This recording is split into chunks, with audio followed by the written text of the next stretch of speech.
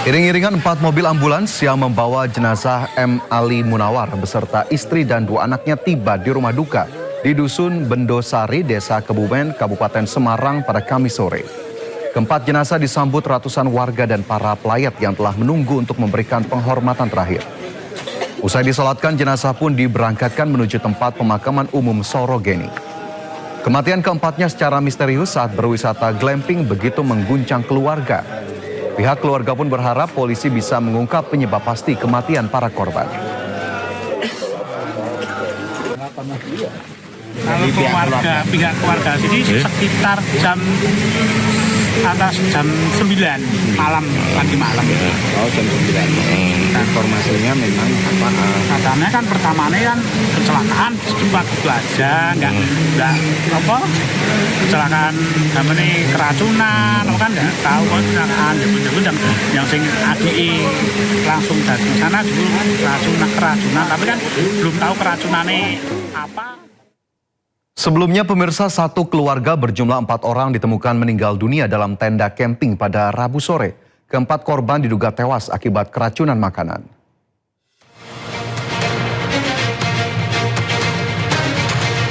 Satu keluarga beranggotakan 4 orang ditemukan meninggal dunia di dalam tenda sebuah tempat wisata di Kabupaten Temanggung, Jawa Tengah.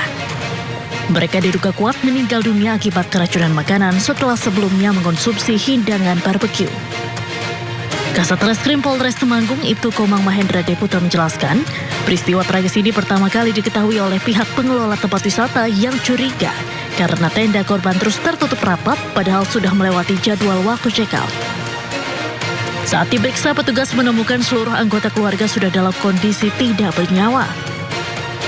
Jenazah para korban kemudian dievakuasi ke RSUD Temanggung untuk diotopsi. Pihak kepolisian masih melakukan penyelidikan mendalam terkait kasus ini. Sejumlah sampel makanan barbeque yang ditemukan di lokasi kejadian telah dibawa ke Laboratorium Forensik Polda Jawa Tengah untuk diteliti lebih lanjut. Diketahui keempat korban merupakan satu keluarga asal Kabupaten Semarang yang terdiri dari ayah, ibu, dan kedua anak laki-lakinya. Rencananya para korban akan dikebumikan di Ambarawa, Kabupaten Semarang. Dari Temanggung, Jawa Tengah, Didik Dono Hartono, iNews melaporkan.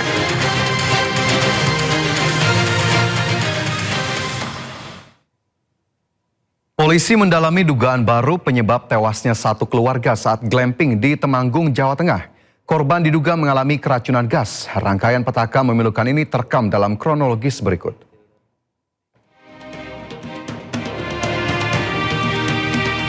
Selasa pukul 22, korban sekeluarga tiba dengan mobil sedan, lalu mendaftar menginap dan sempat memasak menggunakan gas portable. Pada Rabu pukul 9, petugas mendatangi tenda untuk mengantarkan sarapan, namun tak ada respon dari dalam. Rabu pukul 15.45, karena curiga dan waktu check-out terlewat, petugas membuka paksa tenda dan menemukan keempat korban tewas dalam kondisi kaku. Dari olah TKP, polisi tak menemukan bekas muntahan korban yang sebelumnya diduga tewas karena keracunan. Korban diduga kuat, lemas, dan kehilangan kesadaran akibat menghirup gas karbon monoksida yang terjebak dalam tenda tertutup rapat.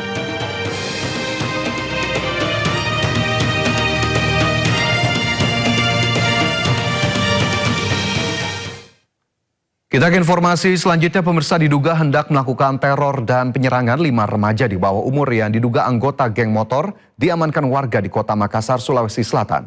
2 di antaranya membawa senjata tajam jenis busur panah. 5 remaja di bawah umur yang diduga kelompok geng motor diamankan polisi karena diduga hendak melakukan teror dan penyerangan di Jalan Paropo dan Jalan Petarani, Kota Makassar. Sebelumnya remaja ini diamankan warga setelah gerak-gerik mereka mencurigakan. Warga yang panik hampir menghakimi mereka di tempat. Beruntung aparat kepolisian segera tiba sehingga situasi dapat dikendalikan. Dari salah satu remaja yang diamankan ditemukan sejumlah busur panah lengkap dengan pelontarnya. Temuan ini memperkuat dugaan bahwa kelompok tersebut berencana melakukan penyerangan. Usai diamankan, kelima remaja ini kemudian dibawa ke Mapolsek Panakukang bersama sejumlah barang bukti, senjata tajam, dan 2 unit sepeda motor. Ya, bahwa tadi telah kami amankan 5 anak di bawah umur. Adapun kronologisnya adalah kami mendapat informasi dari warga atau masyarakat sekitar Panakukang telah terjadi penyerangan. Namun dapat dicegah oleh warga tersebut dan diamankan 5 orang tersebut. Dari pemeriksaan awal, 2 diantaranya menjalani proses lebih lanjut terkait kepemilikan senjata tajam. Sementara 3 lainnya telah dipulangkan setelah orang tuanya dipanggil. Polisi juga menghimbau orang tua agar lebih mengawasi pergaulan anak agar tidak terjerumus ke dalam aksi kekerasan jalan. Unit Reskrim Polsek Palmerah berhasil menangkap komplotan begal dan penadah barang curian di Palmerah, Jakarta Barat. Kedua pelaku begal menggasak motor korbannya dengan modus mengaku sebagai polisi dan mengancam korban dengan pistol.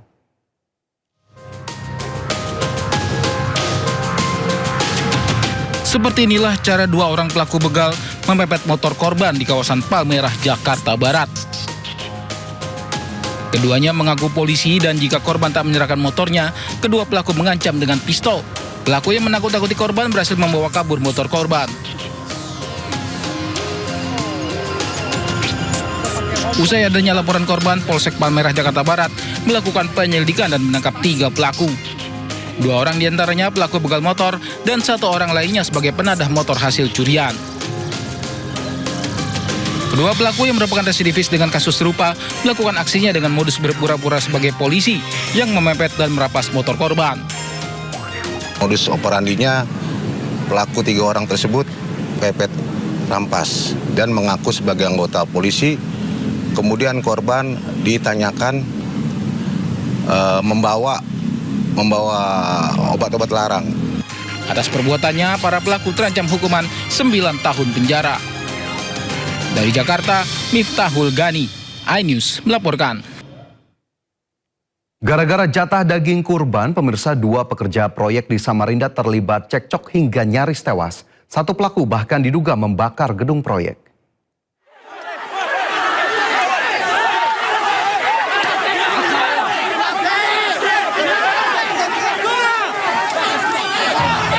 Puluhan warga yang geram langsung mengejar dan menghakimi pelaku pembakaran bangunan proyek di Samarinda Utara, Kalimantan Timur. Warga menghakimi pelaku dengan tangan kosong dan kayu. Pelaku yang panik berusaha menyelamatkan diri dengan memanjat atap rumah warga sebelum akhirnya kabur dan bersembunyi di belakang lokasi kejadian. Namun persembunyian pelaku berakhir setelah warga menemukan pelaku dan kembali menghakiminya. Suasana pun sempat memanas dan hampir tak terkendali.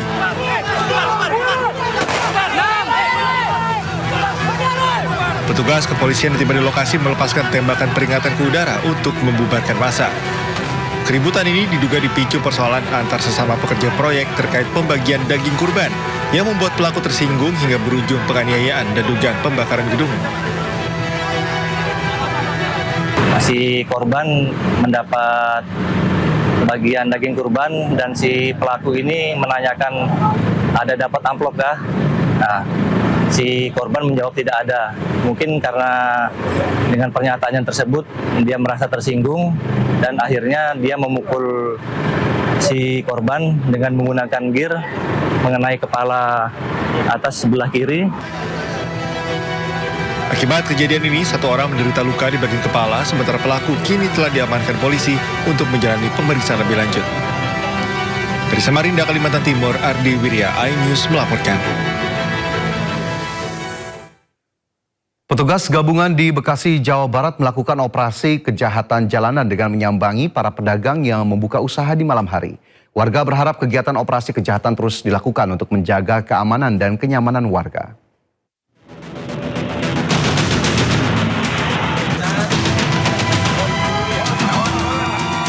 Maraknya aksi kejahatan yang terjadi di wilayah hukum Polres Metro Bekasi, petugas bersama anggota TNI dan Satpol PP melakukan razia kendaraan di Jalan Raya Inspeksi Kalimalang, Cikarang Pusat, Kabupaten Bekasi, Jawa Barat.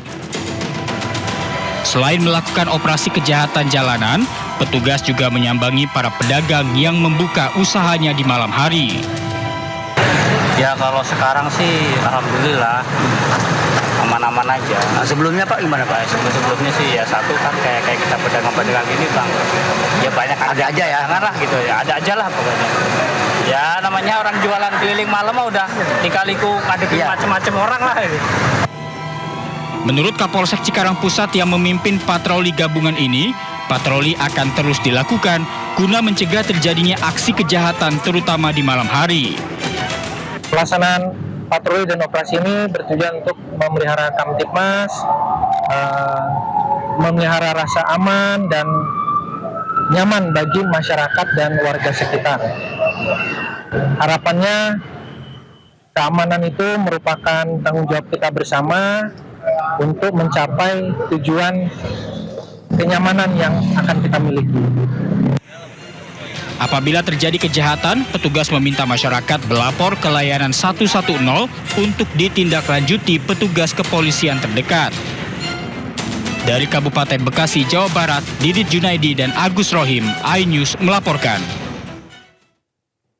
Viral di media sosial, seorang oknum Kepala Satuan Pelayanan Pemenuhan Gizi atau SPPG asik bermain judi online di dapur makan bergizi gratis di Kota Sibolga, Sumatera Utara. Usai viral, Kepala SPPG tersebut mengakui perbuatan tidak terpuji tersebut dan meminta maaf atas perilakunya tersebut.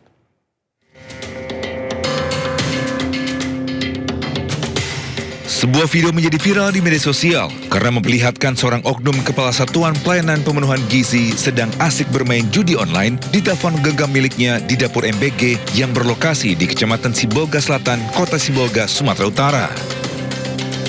Video tersebut pun mendapat sejumlah komentar dari warganet. Diketahui dapur MBG tersebut berada di SPPG AIK Parambunan 2, Kelurahan Parambunan, Kecamatan Sibolga Selatan, Kota Sibolga, Sumatera Utara. Usai video tersebut viral di media sosial, oknum Kepala SPPG bernama Abriani Triputra Bungsu mengakui perbuatan tercela tersebut.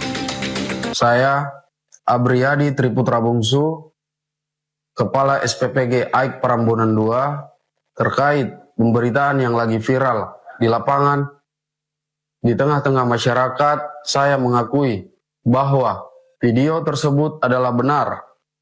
Untuk itu, saya dengan kerendahan hati yang paling dalam, saya memohon maaf sebesar-besarnya kepada masyarakat, kepada pimpinan instansi saya mengabdi atas kesalahan pribadi yang saya lakukan.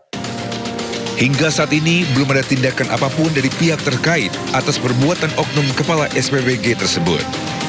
Dari Kota Sibolga, Sumatera Utara, Sukri, iNews melaporkan. Pemirsa, sakit hati menjadi motif pembunuh wanita muda yang dilempar dari atas tol Bogor. Pelaku diketahui merupakan teman sekolah korban.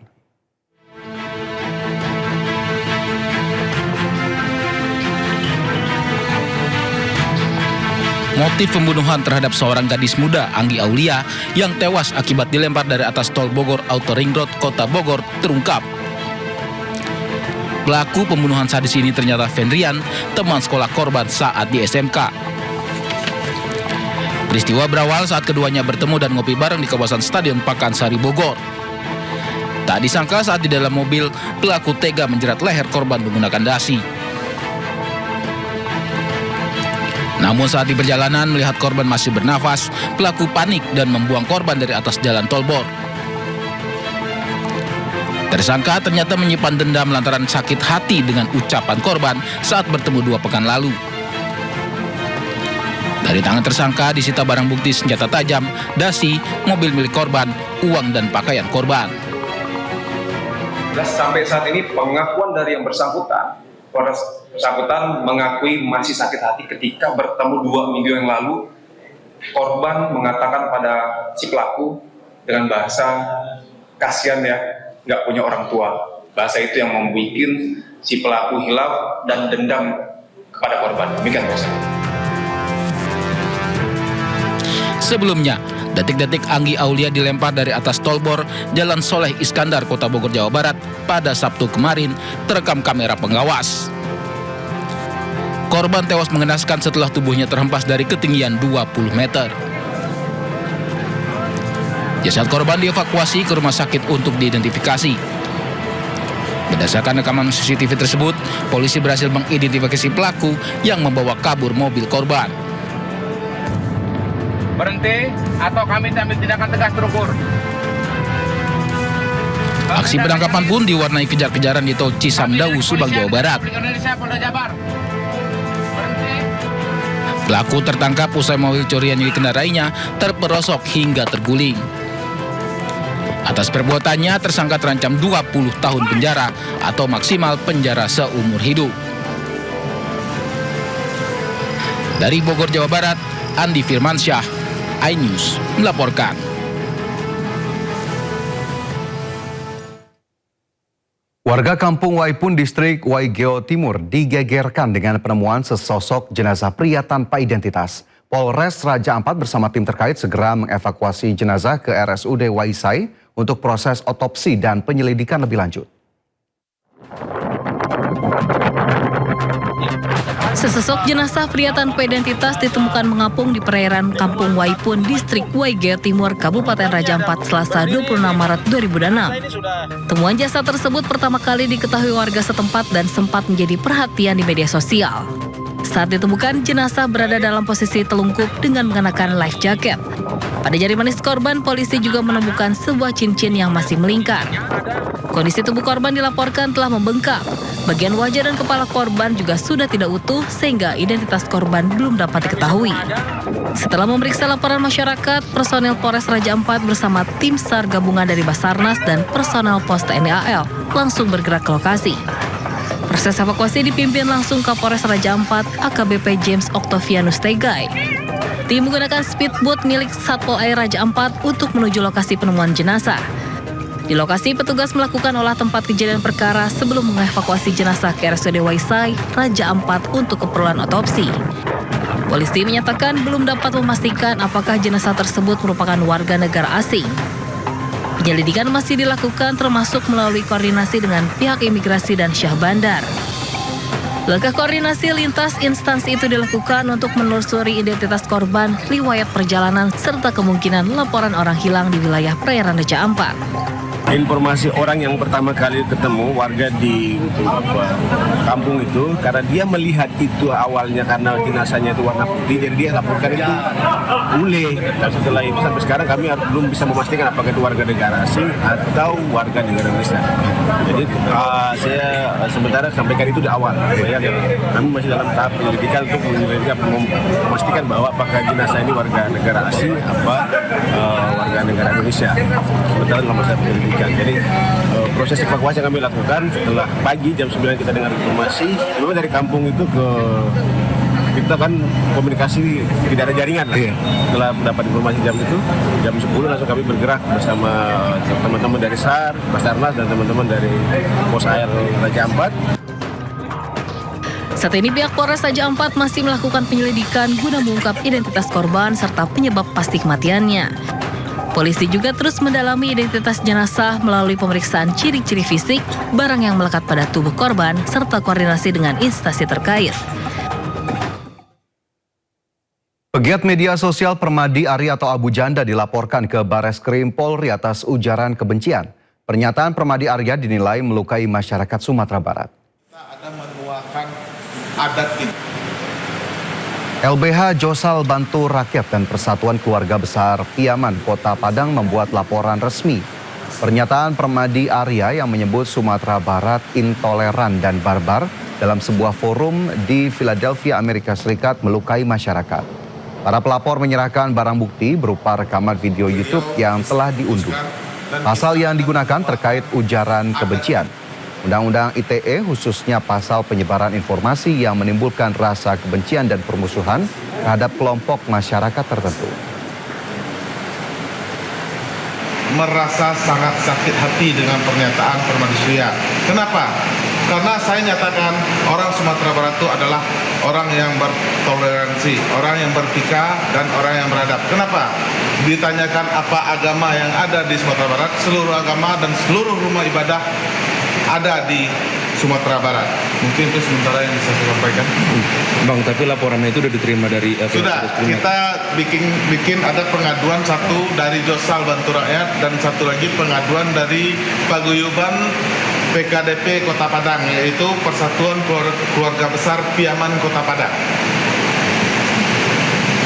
Bang, kan Permadi Arya bilang bahwa dia tidak pernah berniat untuk menghina menghina masyarakat Sumbar, tapi memang dia menilai bahwa ini hanya dilandaskan atas kebencian terhadap dia. Menanggapi hal itu gimana, Bang? Menanggapi hal seperti itu, kalau dia benci terhadap suatu daerah, berarti dia benci terhadap seluruh masyarakat yang berada di Sumatera Barat. Dan salah satunya saya atau kami merasa sakit hati dengan pernyataan itu. Kenapa? Silakan datang ke Sumatera Barat. Kami terima dengan baik. Tidak ada kami terima, oh harus Islam, harus ini. Tidak, semuanya adalah saudara kami. Mungkin itu yang bisa saya sampaikan. Jadi, nggak, kalau kami benci terhadap pernyataannya yang dia sampaikan di Philadelphia. Pemirsa, seekor ular piton berukuran besar melilit tiang listrik di Jakarta Barat. Proses evakuasi pun berlangsung dramatis dan menjadi tontonan warga.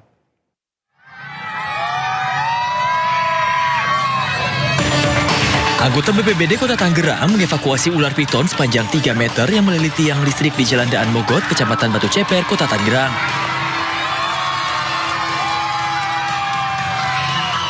Aksi dramatis ini pun menjadi tontonan warga sekitar karena ular dengan berat sekitar 15 hingga 20 kg ini melilit bagian atas tiang listrik. Petugas pun sempat mengalami kesulitan saat evakuasi karena posisi ular yang sulit dijangkau. Ternyata setelah sampai TKP kondisinya sangat sulit dengan posisi ular ada di ujung tiang listrik. Dalam beberapa menit kemudian saya menurunkan sekitar 5 personil dan 1 unit truk untuk menggapai posisi ular yang ada di ketinggian tiang listrik. Dan alhamdulillah ular itu dapat dievakuasi dengan lancar dan aman. Usai dievakuasi, ular piton ini dibawa ke kantor BPBD untuk selanjutnya diserahkan kepada komunitas. Warga diimbau untuk waspada akan adanya ular pada musim hujan dan melapor ke petugas BPBD jika menemukan untuk dievakuasi. Dari Tangerang, Banten, Sukron, iNews melaporkan. Pemirsa, suasana libur panjang Hari Raya Idul Adha di kawasan Puncak Bogor, Jawa Barat masih terasa hingga hari ini. Hal itu ditandai dengan banyaknya wisatawan yang menghabiskan waktu libur di kawasan puncak. Kawasan Puncak Bogor masih menjadi salah satu destinasi favorit keluarga untuk berwisata. Cuaca dingin dan lingkungan yang asri menjadi daya tarik para wisatawan mengunjungi lokasi tersebut. Banyaknya pengunjung bisa dilihat dari arus lalu lintas di kawasan Simpang Gadok yang mulai dipadati kendaraan dari luar kota. Kendaraan yang melintas dari arah Jakarta menuju kawasan Puncak maupun sebaliknya terpantau ramai lancar dan diprediksi mengalami peningkatan. Guna mengantisipasi kemacetan panjang, polisi akan memberlakukan skema rekayasa lalu lintas secara situasional.